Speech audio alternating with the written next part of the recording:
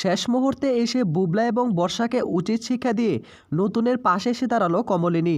এমনটাই দেখতে পারবেন আজকের পর্বে। সম্পূর্ণটা জানতে ভিডিওতে লাইক দিয়ে চ্যানেলটিকে সাবস্ক্রাইব করে না টেনে দেখতে থাকুন। গল্পের শুরুতে দেখা যাবে কমলিনী তার ঘরের মধ্যে চলে আসে। ঘরের মধ্যে এসে তখন বিরহের গান গাইতে শুরু করে।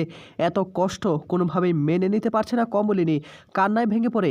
কমলিনীর গানের আওয়াজ শুনে নতুন তখন সেই ঘরে আসে আর এসেই দেখতে পায় যে কমলিনী হাও মাও করে কান্না করছে।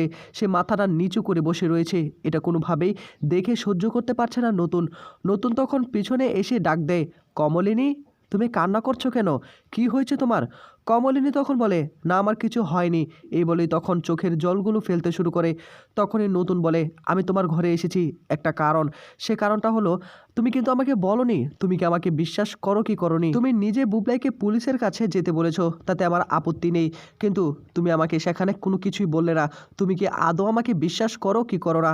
আজকে বাবিলের অন্য একটা সুর দেখতে পেলাম। বাবিল আমাকে অবিশ্বাস করতে শুরু করে দিয়েছে। সবাই আমাকে অবিশ্বাস করুক, তাতে আমার কিচ্ছু যায় আসবে না, কিন্তু আমি তোমার মুখ থেকে শুনতে চাই, তুমি কি আমাকে বিশ্বাস করো কি করো না? এই উত্তরটার জন্যই আমি এত রাতে এখানে এসেছি। কিন্তু তুমি কান্না করছো কেন? তুমি কান্না করছো কেন? তুমি নিজেকে কষ্ট দেওয়ার চেষ্টা করছো। কমলিনী নতুনের দিকে তাকিয়ে বলে, নতুন ঠাকুরবো, অনুষ্ঠান শেষে আমরা বাড়িতে ফিরে এলাম, তুমি চাইলে আমাকে বলতেই পারতে এই ঘটনার কথা আগে। নতুন তখন বলে, আমি কিন্তু তোমাকে একটু একটু করে ইঙ্গিত দিয়েছিলাম, কিন্তু সবটা আমি বলতে পারিনি। তখন কমলিনী বলে, ইঙ্গিত দিলে কি সবটা বোঝা যায় নাকি? এখন ইঙ্গিত দিয়েছো ভালো কথা, বাড়িতে এসেই তো আমাকে অপমানগুলো সহ্য করতে হয়েছে। নতুন তখন বলে, তুমি কেন নিজের মধ্যে অপমানগুলো নিচ্ছ? আমি কি বলেছি তোমাকে? কমলিনী আমি চাইলে অনুষ্ঠানের মধ্যে তোমাকে এই কথাগুলো বলতে পারতাম, কোন মুখে আমি কথাগুলো বলবো? হ্যাঁ, সেই সাহস কি আমার ছিল নাকি? আমারও তো একটা মান সম্মানের ভয় আছে। তখন কমলিনী বলে, এখন তো তোমার মান সম্মান চলে গেল, এখন বাড়িতে পুলিশ আসবে। তখন এবার নতুন বলে, হ্যাঁ আমি শুনতে পেয়েছি বুবলাই আমার নামে মানহানির মামলা করেছে, করুক, তাতে আমার কিচ্ছু যায় আসবে না। কিন্তু তুমি যদি আমার পাশে থাকো, সত্যকে জয় করতে পারবো। শুধুমাত্র তোমার একটি কথার উপর নির্ভর করছে। আমি কোনোভাবেই এই ব্লেমগুলো মেনে নিতে পারছি না। বর্ষা আমাকে ফাঁসানোর চেষ্টা করছিল, আমি শুধুমাত্র একটা ফাইল নিতে এসেছিলাম, আর ফাইল নিতে এসে যে এরকম একটা কর্মকাণ্ড হবে আমি কখনো কল্পনা করিনি। বর্ষাকে তো তুমি খুব ভালো করে চিনো, সে কেমন ধরনের মানুষ। সে অনেক কাজ করতে পারে। আমাকে ফাঁসানো তো একটা ছোট্ট মাত্র খেলা, এটাও তো সে করতে পারে, কিন্তু তার উপর ভিত্তি করে তুমি আমাকে অবিশ্বাস করে বসে রয়েছো। তখনই আবার কমলিনী বলে, আমি কি একবার বলেছি তোমাকে অবিশ্বাস করেছি? নতুন তখন বলে, তুমি তো এটাও বলনি যে তুমি আমাকে বিশ্বাস করো। কমলিনী আমি ঠিকই বুঝতে পারছি, হয়তোবা তুমি বর্ষার কথাগুলোকে মেনে নিয়েছো, হয়তোবা ভাবছো এই কাজটা আসলে আমিই করতে পারি, কিন্তু এমন কোনো কাজ আমি করিনি। তুমি যদি আমাকে অবিশ্বাস করো না, আমি দূর চলে যাব, আমি কখনো তোমার কাছেও আসবো না। কিন্তু তোমার মুখ থেকে আমাকে আগে সত্যিটা জানতে হবে, তুমি কি আসলে আমাকে বিশ্বাস করো কি করো না? নতুনের মুখে কথাগুলো শোনার পর তখনই কমলিনী বলে, আমাকে একটু সময় দাও, আজকের রাতটুকু সময় দাও, আমি সকাল হলেই তোমাকে এই বিষয়টা নিয়ে জানিয়ে দেব। নতুন তখন বলে, এক রাতের তুমি সময় নিয়ে ফেলেছো, কিন্তু এই ঘটনা যদি তোমার সঙ্গে ঘটতো না, আমি এক সেকেন্ডও ওয়েট করতাম না, আমি তোমার পাশে এসে দাঁড়াতাম। কিন্তু তুমি কি করছো? এক রাতের সময় নিয়ে ফেলেছো। বাহ, দারুণ কমলিনী, দারুণ। নাও, তুমি যত খুশি সময় নাও, কিন্তু এমন এক সময় আসবে যে তুমি উত্তরটা দিবে, সে সময়ে আমার উত্তর শোনার আর কোনো সুযোগ থাকবে না, আমি তোমাকে এটা বলে দিলাম। কমলিনীকে এই কথাগুলো বলার পর নতুন তখন বলে, আমি একটা রক্তে গড়া মানুষ, আমারও তো ভালো লাগা মন্দ লাগা আছে, তাই না? তখনই কমলিনী বলে, এত কথা কেন বলছো? আমি তো এক রাতেরই সময় চেয়েছি, কাল সকালে তো আমি উত্তরটা দিয়ে দিব। নতুন তখন বলে, না না, আমি তো বললাম তুমি সময় নাও, তুমি যত খুশি সময় নাও, তাতে আমার কিছু যায় আসে না। কমলিনী কান্না করে বলে, আমার জীবনে মনে হয় আমার সুখটাই লেখা নেই। তখনই নতুন বলে, সুখ তোমার লেখা আছে, কিন্তু সেটা তুমি উপভোগ করতে পারো না। তুমি শুধুমাত্র কষ্টগুলো নিয়েই বাঁচতে চাও, তুমি শুধুমাত্র নিজের মধ্যে অপরাধ বোধগুলোকে নিয়েই বাঁচতে চাও, সেজন্য সুখ তোমার কপালে জোটে না। আমি তোমার পাশে থাকতে চেয়েছিলাম, কিন্তু তুমি আমার পাশে থাকলে না, তুমি এখনো বর্ষার কথা বিশ্বাস করে যাচ্ছ। কমলিনী, তোমার কথার ধরন দেখে বোঝা যাচ্ছে যে তুমি আমাকে অবিশ্বাস করো, তা না হলে তুমি এক রাতের সময় নিতে না, তুমি এক্ষুনি আমাকে উত্তরটা বলে দিতে। বেশ, তাহলে নাও, কোনো সমস্যা নেই। বাবিল আমাকে কোনো দিন সন্দেহ করেনি, কোনো দিন আমাকে একটা অপমান করে কথা বলেনি, আজকে সকলের সামনে আমাকে অপমান করে কথা বললো, এটাও আমাকে দেখতে হলো। বাড়ির প্রত্যেকটা মানুষের কাছ থেকে আমি এই অপমানগুলো পেয়ে গেলাম, এটাই ছিল আমার প্রাপ্য, তাই তো? এই পরিবারের জন্য এত কিছু করেছি, এটাই আমার ছিল প্রাপ্য। কমলিনী তখন বলে, বাবিল তো অপমান করেনি, বাবিল যেটা সত্যি সেটাই বলেছে। এখন আগে তদন্ত হোক, তারপর দেখা যাক। তখনই আবার নতুন বলে ওঠে, হ্যাঁ তদন্ত হোক। এদিকে নতুন কমলিনীর সঙ্গে আর কোনো কথা বলতে চায় না। নতুন তখন বলে, আচ্ছা থাক, আর কোনো কথা বলতে চাই না, কাল সকালে আমি তোমার উত্তরের অপেক্ষা করব। আমি জানি না তোমার উত্তরটা আমি শুনতে পারবো কিনা, আমি এখন অন্য ঘরে গিয়ে থাকবো। কমলিনী তখন বলে, তুমি অন্য ঘরে কেন যাচ্ছ, তুমি তো এখানেই থাকতে পারো। তখনই নতুন বলে, যেখানে তোমার বিশ্বাস নেই সেখানে আমি কেন থাকতে যাব বলো তো, আমি সারা রাত ঘুমাতে পারবো না। কমলিনী বলে, আমিও ঘুমাতে পারবো না। তখনই নতুন বলে, কেন তুমি ঘুমাতে পারবে না, হ্যাঁ তুমি কি আসলে আমাকে অবিশ্বাস করো আর এই কথাগুলো মনে করবে? তখনই আবার কমলিনী বলে, তাহলে তুমি কেন ঘুমাতে পারবে না, তুমিও মনে হয় এই কাজটা করেছো, তা না হলে তো তোমার ঘুমানোর কথা।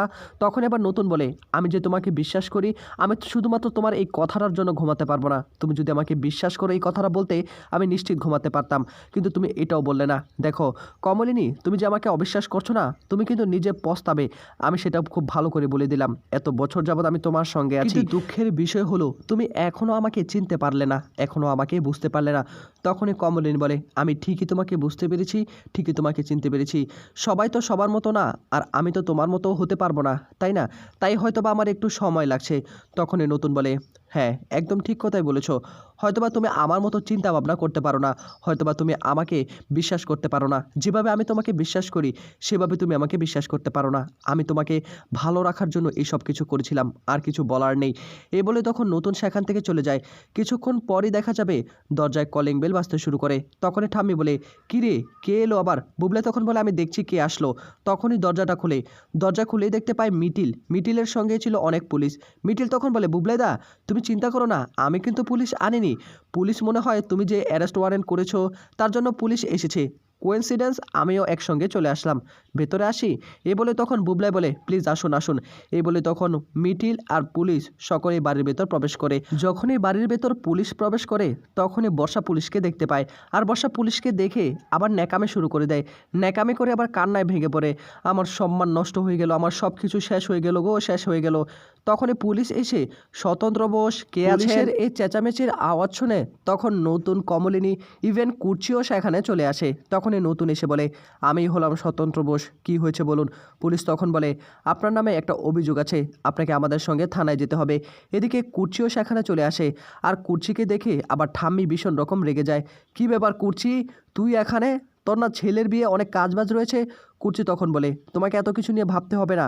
তখন এবার ঠাম্মি বলে, আমাকে তো ভাবতেই হবে। শোন, তুই কিন্তু এই বাড়িতে আর আসিস না, তুই ওই বাড়িতেই থাক। এই বাড়িতে যে অঘটন শুরু হয়ে গিয়েছে, তুই আবার উল্টাপাল্টা কথা বলবি, কি না কি হয়ে যায়।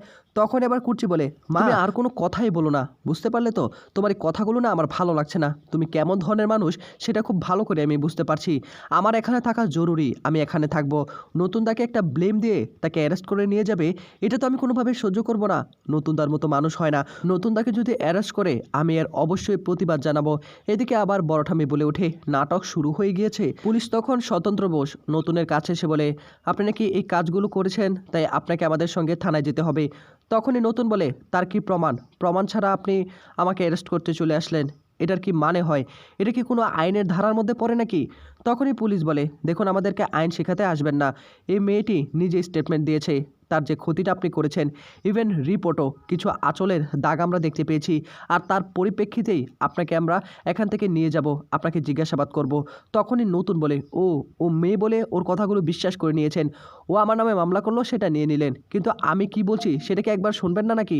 ও কথাগুলো যে বলছে সেগুলো মিথ্যা কথা বলছে। তখনই পুলিশ বলে, দেখুন সত্য মিথ্যা তো পরে যাচাই হবে, কিন্তু আপাতত যে মামলাটা করছে মানহানির, এটা কিন্তু খুব ক্রিটিক্যাল, আপনাকে আমাদের সঙ্গে যেতেই হবে।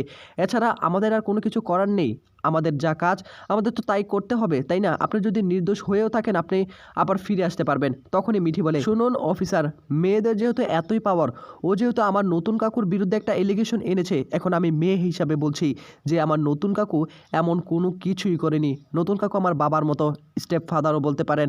নতুন কাকুর সঙ্গে আমি অনেক বছর যাবত আছি। নতুন কাকুকে ফাঁসানোর চেষ্টা করা হচ্ছে, সেটা খুব ভালো করে বুঝতে পারছি। এখন আপনি যদি ওর কথায় নতুন কাকুকে অ্যারেস্ট করেন, এখন আমার কথাও তাহলে আপনাকে বিশ্বাস করতে হবে। তখনই আবার পুলিশ বলে, দেখুন এসব কিছু তো আর মুখে বলে হয় না, কিছু একটা প্রমাণ তো লাগে, তাই না? যেহেতু আমরা যথেষ্ট প্রমাণ পেয়েছি, এর প্রেক্ষিতেই কিন্তু আমরা ওকে অ্যারেস্ট করব। একটা মেয়ে তো নিজের সম্মান নিজে নষ্ট করতে যাবে না, কেনই বা নষ্ট করতে যাবে? যে কাজটা করেছে শুধু জঘন্য না, একটা ঘৃণিত কাজ। এই কাজের জন্য অবশ্যই ওনাকে শাস্তি পেতে হবে।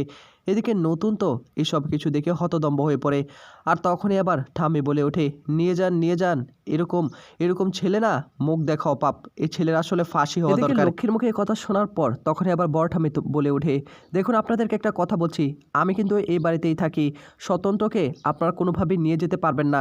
আমি তো এই বাড়িতে থাকি, স্বতন্ত্র এমন কোনো কাজ করতেই পারে না, ওর মতো মানুষই হয় না, বরং যে আপনাদেরকে আসতে বলেছে সে একটা জঘন্য মানুষ, সে একটা মিথ্যা অপবাদ দিয়ে নতুনকে ফাঁসানোর চেষ্টা করছে। নতুন তখন বলে, আপনারা চাইলে আমাকে অ্যারেস্ট করেই নিয়ে যেতে পারেন, তাতে আমার কিচ্ছু যায় আসবে না, হয়তো আমার সম্মানটা নষ্ট হবে, চাকরিটা চলে যাবে, কিন্তু একটা কথা যেটা সত্যি সবসময় সত্যিই থাকবে, আমি বারবার বলবো এমন কোনো কাজ আমি করিনি, আমাকে আপনারা যা খুশি তা করতেই পারেন।